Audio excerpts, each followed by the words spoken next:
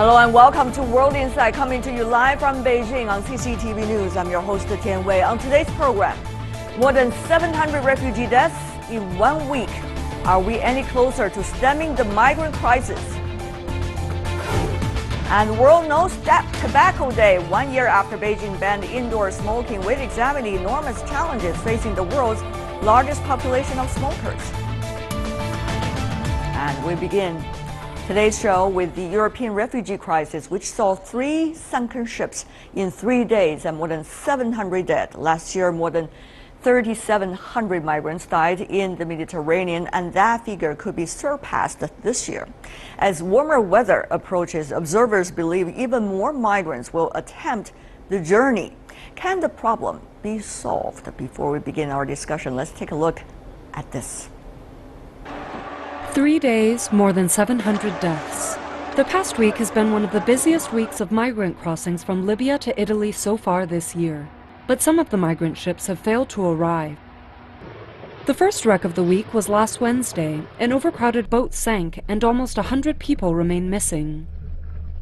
Just a day later, another boat from the Libyan port sank, leaving 550 people missing. And in a third shipwreck on Friday, 45 bodies were pulled from the water. 135 people were rescued and an unspecified number of others are missing. One survivor described the moment when the boat began to sink. It was very hard because the water was coming from everywhere, from below and from above.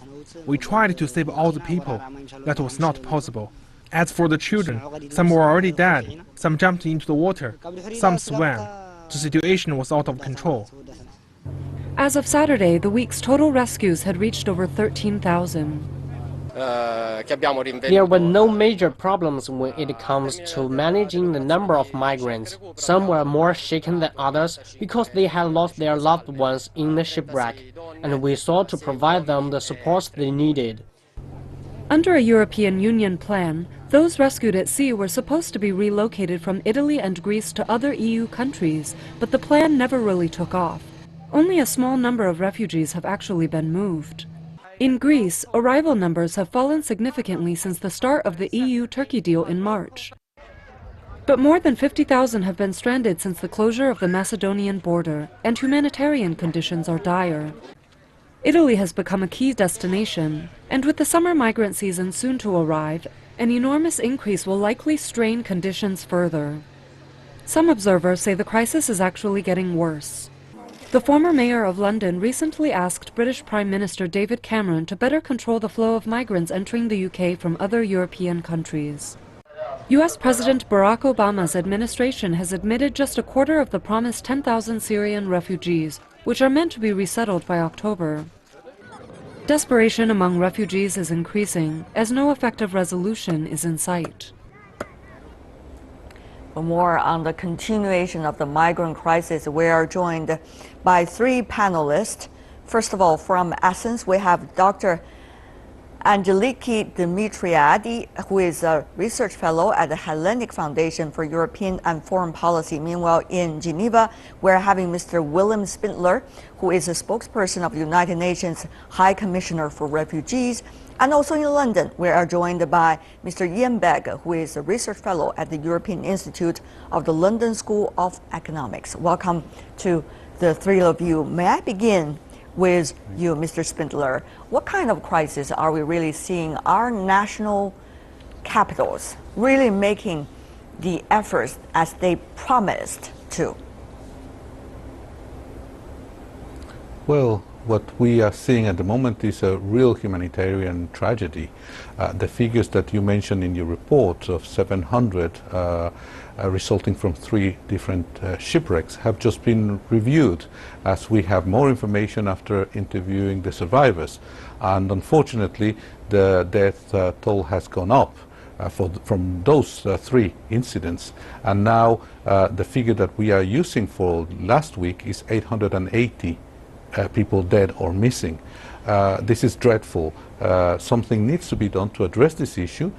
Year after year, we see thousands of people dying needlessly in the Mediterranean. And we just wonder how long this is going to go on until something is done to resolve this issue. That's exactly, Mr. Spindler, my question to you, the second part of my question earlier, which is, do you think from the UN's perspective, national governments and national capitals have been doing enough, for example, those of the European Union and even from the United States? The problem is that what governments are trying to do is to simply prevent people from crossing the sea. This is not going to solve the issue. You really need to address the root causes, why people are moving in this way. The reason why people are willing to take these huge risks is because they have no choice. What we need to do is to establish safe legal alternatives so that the most vulnerable refugees can travel legally, safely, without risking their lives in this way. That's one thing that needs to be done. We also need to address the issue of the countries that are hosting the vast majority of refugees. People in Europe have the impression that most refugees are trying to come here. That's not the case.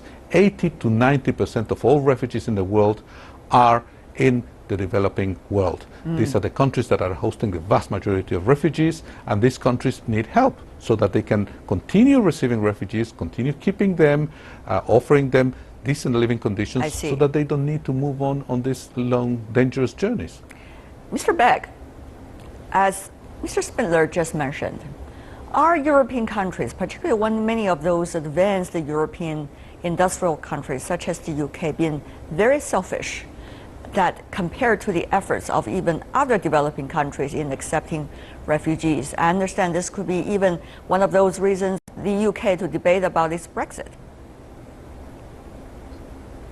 Well, certainly European countries are not doing enough to deal with the magnitude of the problem. Mr. Spindler's right. The numbers in Turkey, Lebanon or Jordan exceed those coming into Europe, so there's clearly an imbalance between what even the countries close to Europe are doing relative to what Europe is able to do. The trouble is that Europe is not a single entity. There is not a European power able to say collectively we will do this or we will do that, because Europe is 28 individual countries, each of which has its own policies and its own domestic constraints on what can be done. Now you mentioned the example of the UK. In the UK, the debate has been too many migrants overall coming into the UK, of which a high proportion are European Union nationals moving for work rather than because they're refugees. But the whole thing gets tied together in the same political debate, and unfortunately it's the refugees trying to cross from conflict zones who are the victims of this rather than the internal European migrants. Of course, as we understand, Dr. Dimitriadi, inside the European continent, there has been so much debate about what role every country should play. Very much the role of Greece is being debated. You are at the front line in terms of the migrants' first choice of residence before seeking another destination. But there has been a lot of agreements, Dr. Dimitriadi, for example, between the European Union and also Turkey. Have those really helped with the current situation, where you think it is only rather a paper, not necessarily going to solve much of the problems just a few weeks after the two sides agreed upon?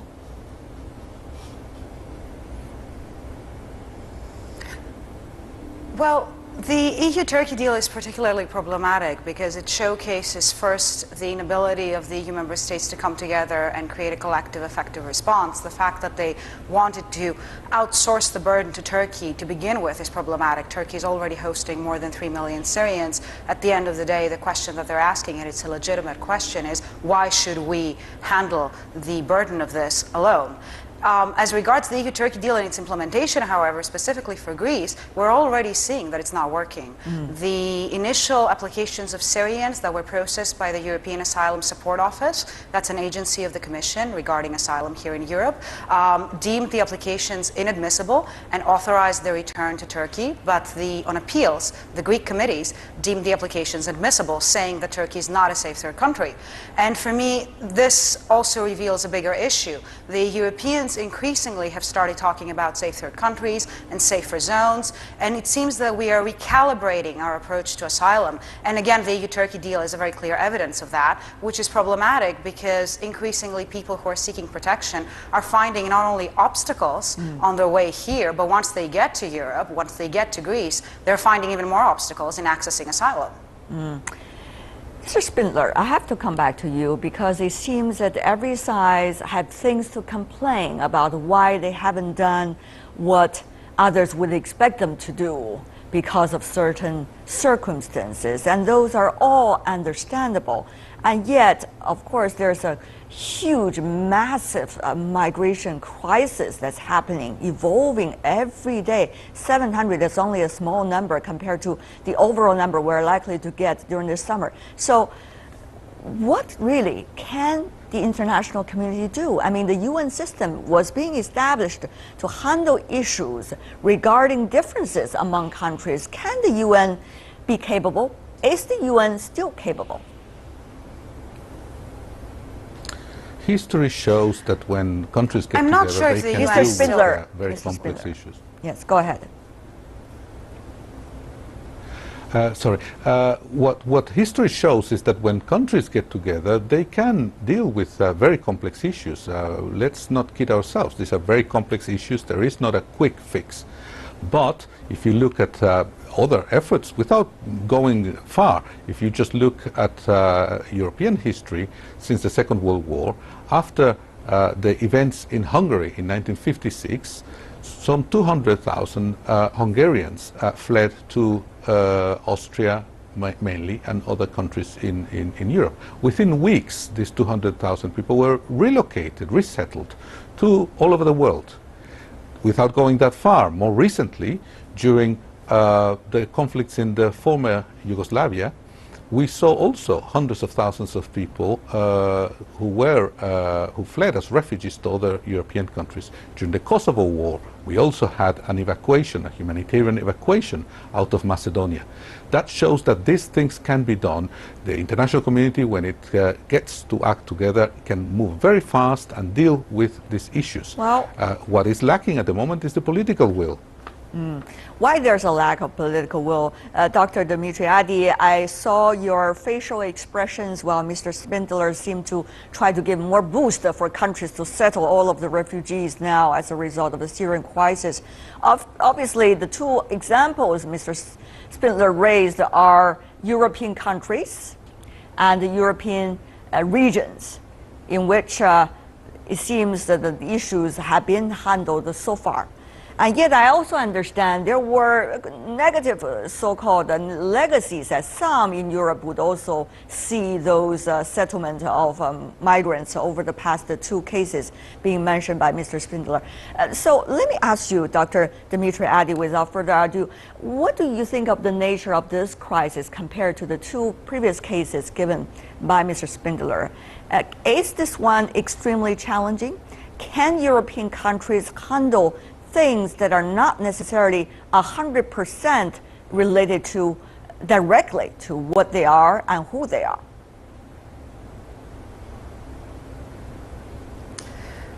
I don't disagree that in the past we have managed to get together as a global community and respond to crises of this type. I absolutely agree that in the past this has worked, but we have very specific characteristics now in place.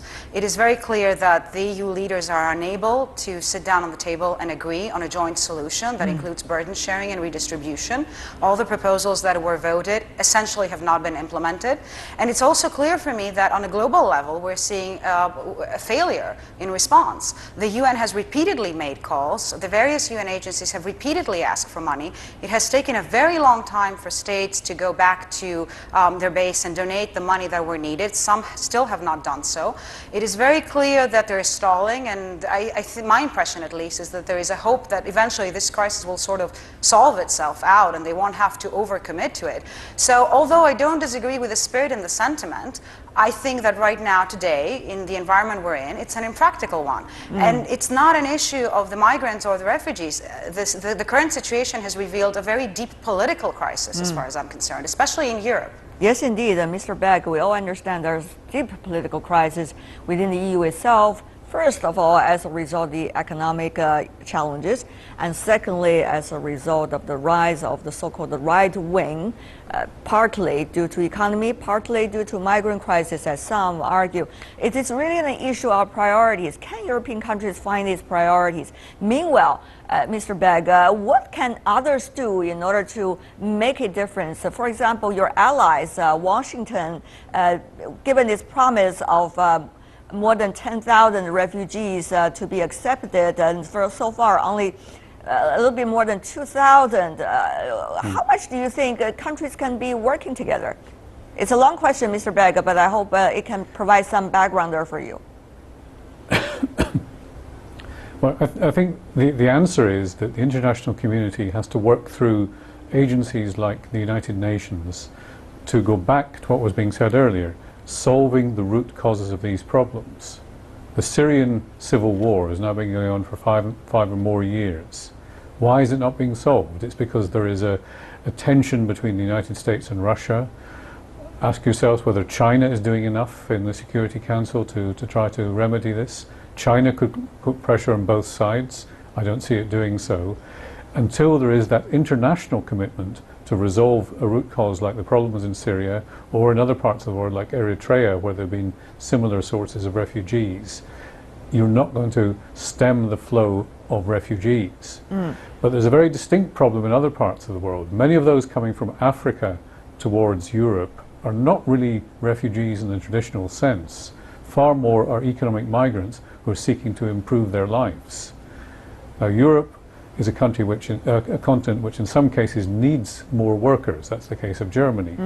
In other European countries like the UK, we're saying, no, we have enough people coming in. We can't socially tolerate many more.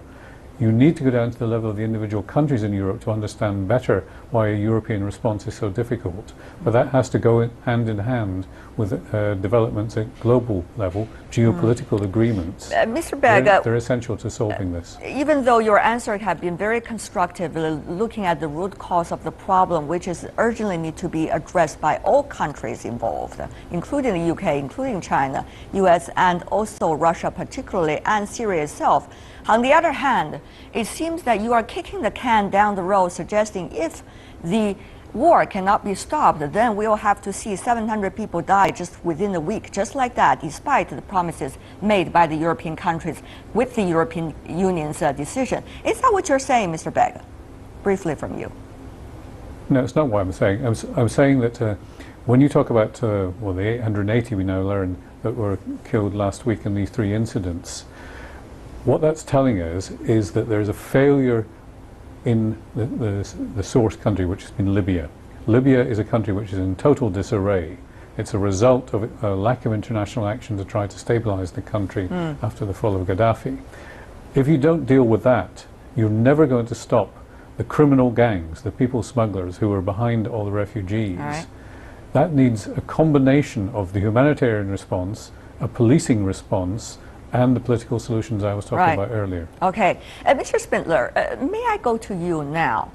As we all are sophisticated enough to understand that the issue cannot be only addressed by looking at one aspect, and yet every aspect, particularly when it comes to the refugee crisis, has to be urgently handled on a daily basis, not just waiting for an eventual solution to a civil war which has already lasted for quite a few years. So what is the imminent, in a way, solutions that countries can work together for, with the hope that they're also working on other front lines in order to solve the real root causes of the problem? Mr. Spindler. Well, we think that we need to work at different levels. First of all, we need to address, as has been said before, we need to address the root causes of displacement, whether that is lack of development, lack of governance, human rights violations, or conflict. If you take just the case of conflict, more conflicts have been raging in the last 5 or 6 years in different parts of the world than in many decades before that. We have a number of conflicts that have been going on for years and others that are starting and are not being addressed.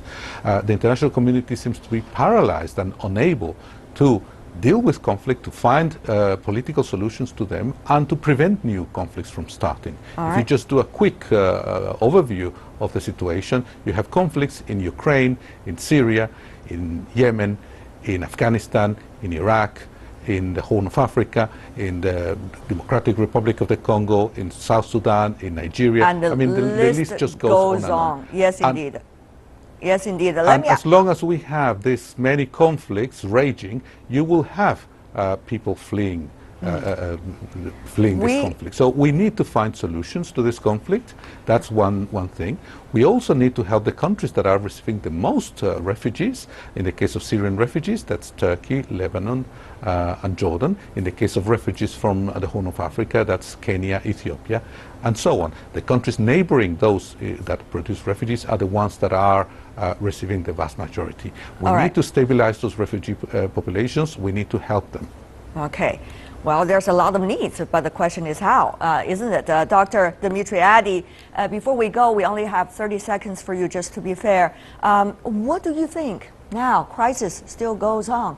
People are complaining. Well, people are saying we don't have solutions alone, and we have to wait for something else ultimate to be done. So what do you think can be done now? Shall we just watch 700 lives lost every week? Dr. Dimitriadi. Absolutely not. We do have things that we can do right here and right now, especially in the European Union context. We have, in the common European asylum system and in our national frameworks, already established alternatives for legal pathways, both for asylum seekers and for economic migrants. It's just that member states have opted not to use them, and they have opted not to use them because they're obviously, political leaders are always concerned about their base, about re-election, about also in issues of integration, economic costs, and these are all understandable. But I think if we can all agree that bringing in refugees under whatever protection, whether it's the 51 Convention, the subsidiary protection, at the end of the day, they can be beneficial for our societies. If we assist them in becoming members of those societies, and we can do this in a legal manner, then we will see a reduction of deaths at sea, and we will also feel more secure because we will know who is coming, when they're coming, and how long they're staying. We used to say the world is a global village, and now there's a big question mark due to many of the crises we have seen and we have discussed. But for now, thank you very much for the three of you for coming over to our program and also present your distinctive perspectives. Angeliki Dimitriadi, William Spindler, and also Ian Begg. Really appreciate it. Thank you so much for being with us. Stay with us here on World Insights. We've got our final segment coming right up. World No Tobacco Day. As China struggles to pass anti-smoking legislation, we'll examine the challenges facing the world's largest population of smokers.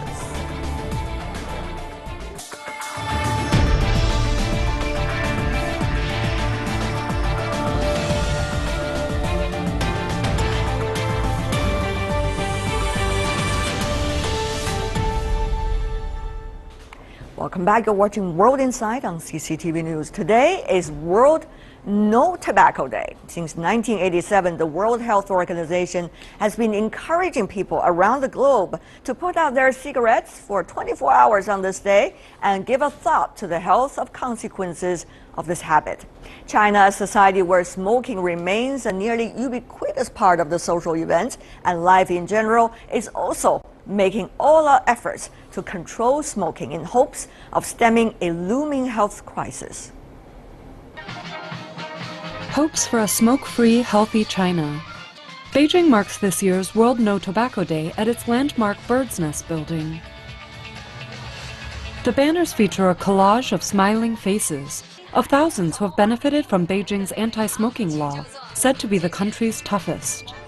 It prohibits smoking in all indoor public places as well as outdoor stadiums, school grounds, and public parks. The law was put in place last May by the Beijing municipal government in hopes of heading off a major health crisis in China. The Beijing law is the strongest non-smoking law that we have in China. It actually is one of the strongest non-smoking laws that we have worldwide. It's being enforced very well. People have changed their behavior. This law is actually a good model. It shows that it can be done. According to the World Health Statistics 2016, there are 1.1 billion smokers globally. And tobacco use leads to nearly 6 million deaths each year, 600,000 of which are the result of non-smokers being exposed to secondhand smoke. In China, there are more than 315 million smokers. Tobacco-related diseases kill more than 1 million Chinese every year, which is about 3,000 deaths per day. About 100,000 of these deaths are due to secondhand smoke. One cigarette can release over 4,000 kinds of chemicals, over half of which are toxic, and over 50 which can cause cancer. Smoking leads to diseases of mouth, throat, and trachea, and can ultimately lead to cancer. China's State Council has vowed to complete further smoking control legislation by the end of this year. But challenges remain. The country's tobacco industry is totally owned by the state. The latest draft proposal excluded the requirement to print warnings on tobacco product packages, a measure some believe will do too much harm to the tobacco industry. But as a proof of determination, the tax increase imposed a year ago has led to a sales reduction of more than 3% year-on-year. China is now the world's biggest producer and consumer of tobacco products. But as the government works to pass smoking control legislation and risk awareness rises, perhaps China will move toward its goal of achieving a smoke-free society. All right, about No Tobacco Day and what China has been doing to combat against the smoking habits of its public. I'm joined here in the Beijing studio by Gregory Ingnan-Tsang, who is a tobacco control specialist, very strong advocate of that cause. And also in Beijing, of course, we have another representative of that cause, Dr. Angela Platt, who is the Tobacco-Free Initiative at the WHO China. And also in Oxford, in the UK, we are joined by Sir Richard Petal, who is Professor of Medical Statistics and Epidemiology at the University of Oxford. Welcome to the three of you. This is, of course, a big day for your cause. So let me begin by asking Sir Petal, exactly according to your research, what have been the consequences of smoking, particularly smoking among the younger generation, younger men? I understand your research is mainly about their health. Well, in China now, the people who start smoking when they're young. And if you start smoking when you're young and you keep smoking, then there's about a 50% chance that it will kill you. So half of all the young smokers who start in early adult life and keep smoking will be killed by it. And that is what the men in China are doing now. At the moment, the women smoke much less, but the Western experience is that if a lot of the young men smoke, then eventually a lot of the young women will smoke. But for the moment in China, it's mainly the men who have started to smoke, so it is mainly the men who are being killed by tobacco. If you have 2/3 of the young men in China start to smoke, keep on smoking, and half are killed by it, that means that about 1/3 of all the young men in China will get killed by smoking if they continue. I suppose the good news is that if you stop before you're 30, even if you stop before you're 40, you'll avoid most of the risk, but if you stop before you're 30, you'll avoid 97% of the risk. So smoking kills, but stopping works. And we are seeing in China now, which we weren't seeing 20 years ago, we are seeing that some people are stopping and staying stopped. Okay, let's ask how they have stopped and whether they can really stop it.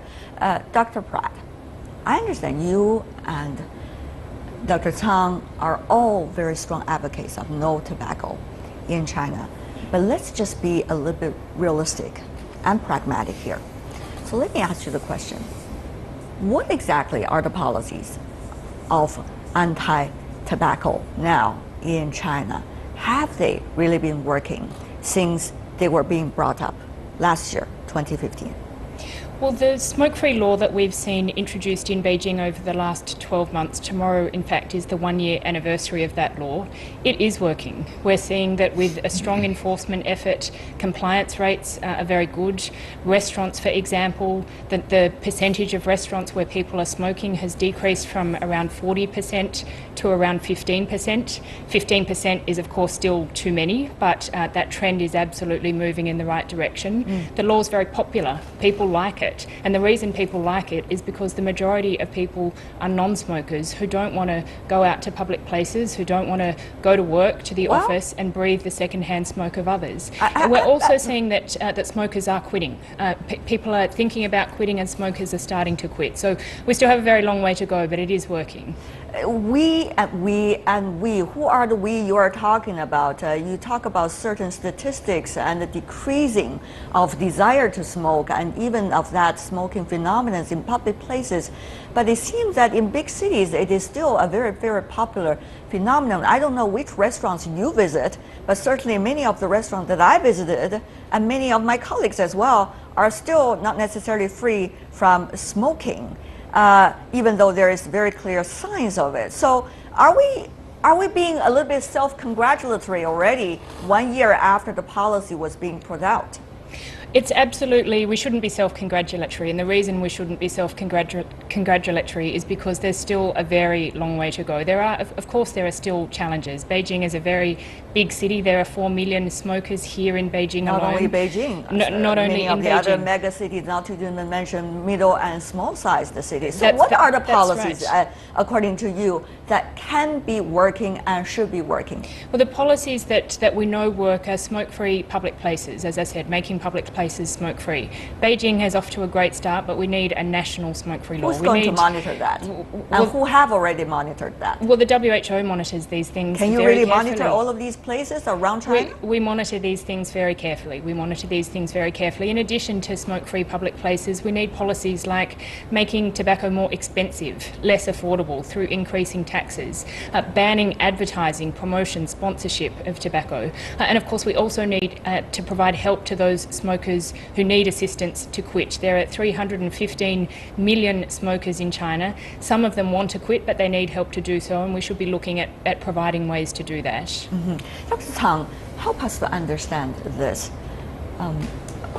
Many of the places that we have seen practicing or adopting anti-smoking policies have been having bigger wills than their actions. Mm-hmm. This is not just in China, but also inside the European countries, in some states of the United States as well. Could I just comment from England on this question? May I just ask you later? I need to have on this question. May I just ask you a little bit please. later? Yeah, because Yes, I need to please address do. this to Mr. Chang so that everybody can have a chance to speak as well during Please. this panel. Yes. So, Mr. Chang, has China really done it? I mean, 1 year after it.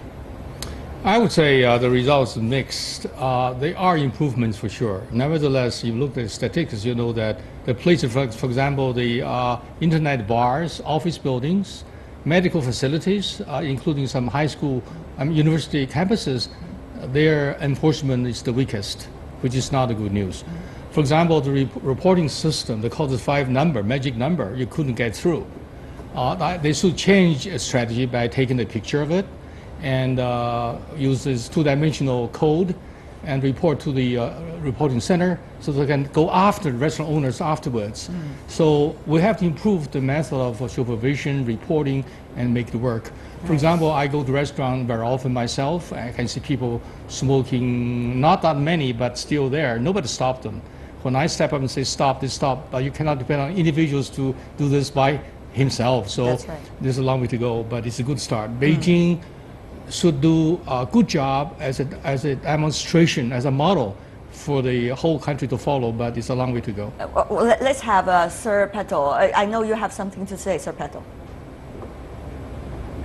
Well, it's just that when you say, is it working, you've got to actually take a fairly long time scale. In Britain, if you go back 40 years, half of all the male deaths in middle age were caused by smoking. Now, the risk is only 1/4 as big. There's been a huge decrease in cigarette consumption, there's been a huge decrease in tobacco deaths, but that's over a 40-year period. Now, it would be better to do things faster than that, but in China, you're running at 1 million deaths a year now. You'll have 2 million deaths a year in the 2030s if you keep on the way you are, and then round about 3 million deaths a year from tobacco in the middle of the century. We're talking in total about something like well over 100 million deaths this century. The question is, what can we do, if you're looking at a timescale of decades, to avoid really big numbers of Sir deaths? Petal, have And we... what happens in the first year isn't the question. What happens over the next decade, next few years, the next decade, the next 20 years, Well, these are the I got your questions. point. Sir, And actually, there's been a good start. The question is, I have to ask you this question because it's very important that we are not only just talk about the plans, but rather the plans, have they worked? For example, with the European Union, it has agreed 2 years ago with the anti-tobacco plan by all countries. And now, by May this year, only 11 out of 28 European countries managed to implement those plans agreed by the European Union. That's one example. The other thing is some states inside the United States have also exercised similar practices and policies. And yet we are also seeing challenges of implementing, not even mentioning meeting the deadlines. So it seems that worldwide we are reaching a bottleneck, some suggest, of the next stage of anti-tobacco drive. We understand the passions that all of you have because you are advocates of this cause, but the question is, how can we face this part of the reality? No, please look on an appropriate timescale. Ask what happens over the last 20 years in the European Union. Male deaths from smoking have gone down by half in the European Union. That is a very big success. You take the biggest cause of premature death in Europe in 1990, you reduce it by half. That is a big success, but that has taken place over a 20-year period. Now, in China, you've still got tobacco deaths rising. And the question is, how can we get a big reduction in that 2 million deaths in 2030, in the 3 million deaths in 2050? All right. So what you're saying, this is what we're going for. And on Mr. that Petal, time you didn't scale, answer success. my question. My question is, what you have done already congratulable. But on the other hand, we have seen recent policies fail to meet its deadlines. 2 years since the European Union come up with the policies. Briefly from you, sir. No. On the whole, what is happening is success. It is slow but steady success. I would like it to be faster, but there is success. We have halved the biggest cause of death in Europe over the last 20 years. In Britain, over the last 40 years, it's gone down by a factor of 4. It is now a quarter of what it was. This is success, but it is success over a long time scale. You're asking over much too short a time scale, and you're not seeing what will happen. 20 years ago in China, nothing was happening. All right. Things are happening now. Looked at retrospectively. Of course. What's going to happen in the future has a lot to do with whether we're implementing things step by step during the short and the middle term. Having said that, though, let's go to another question, which is what exactly are the interest groups that might be having an influence on the policies, on the eventual impact and also implementation of the policies. We take a look at the state-controlled tobacco industry in China. China has been very much doing self-criticism about this over the past few years. It's been a major source of China's national revenue and providing millions of jobs for most of 3 decades. It has been contributing the most taxes among state-owned enterprises to national revenue. 2015 alone, the industry handed over 1 trillion yuan to public finance, a 20% increase from last year. Meanwhile, there are over 15 million tobacco farmers and over 6 million tobacco-related workers and retailers. Tobacco sales in China account for 1/3 of the world's total. Of course, that is a big issue for the world to eventually handle the question. So, Dr. Chang, come to you. China has already been trying to handle this problem, trying to raise the prices, the taxes for those tobacco industries. And people understand it's not good to smoke. And yet the question is, it is an industry that would take a long time to disappear. So how much pragmatic expectation should we have going step by step with the policies that we have just mentioned, for example, being described by Dr. Pratt? Well, let's tackle this issue just mentioned earlier, the tobacco revenue. One of the 6 measures recommended by WHO is to raise tobacco taxes. We all know through our experiences watching what happened in the last decade and so, the revenue collected from tobacco sales would not compensate for the loss socially, economically, altogether. So it's not a justifiable means to get money get in the pocket of the government treasure. On the other hand, for example, if smokers quit smoking, they will spend their expenses, purchase the cigarette to some other activities. So it's actually a redistribution of revenue. It's not totally disappearing. And then, of course, We have more than 1 million people died every year in China. So many families are affected directly by itself.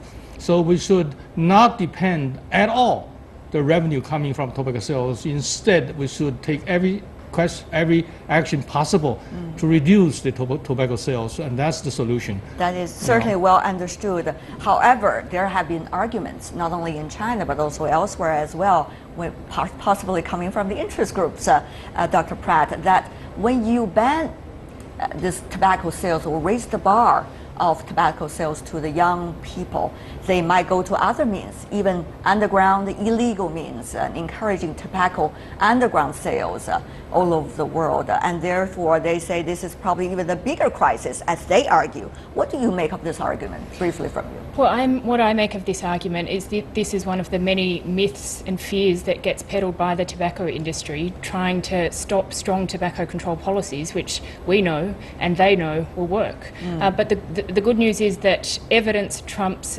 myth and fear every time. There's no evidence at all that strong tobacco control policies drive young people underground in search of illicit cigarettes. There's no evidence at all. We know that if you put taxes up, if you put a ban on smoking in place, if you ban tobacco marketing, people quit smoking. People stop smoking. So this is just one of the many myths that's peddled by the tobacco industry, and it's just not true. And probably they won't even pick up smoking from the very beginning. Correct. Before we go, 10 seconds for you, we leave 20 seconds for Dr. Petal. Okay. China has reviewed the policy to ban smoking in public places. However, people suggesting that we allow the leaders to smoke in the private offices. We set up smoke-free smoke sections within smoking areas. These things has to be stopped completely, because and that's a bad thing to do. All right, and Sir Petal, I promise 20 seconds for you. Thank you. Smoking kills, stopping works. People who are listening to this program can stop and save their own lives. From the point of view of tax, if you double the price of cigarettes, consumption will go down by 1/3 and the government will get more money, not less money. I do not think tobacco is going to disappear between now and 2030 or between now and 2050, but it can get less. And if you double the price, consumption will go down by 1/3 and many tens of millions of lives will be saved. Okay, Sir Richard Petal, Dr. Angela Pratt, and also Mr. Gregory England Tsang. Thank you so much for the three of you for being with us, and we hope people will get healthier by keeping themselves away from smoking. Thank you so much.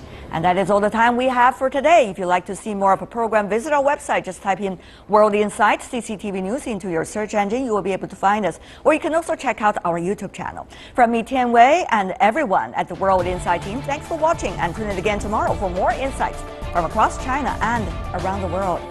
Good night.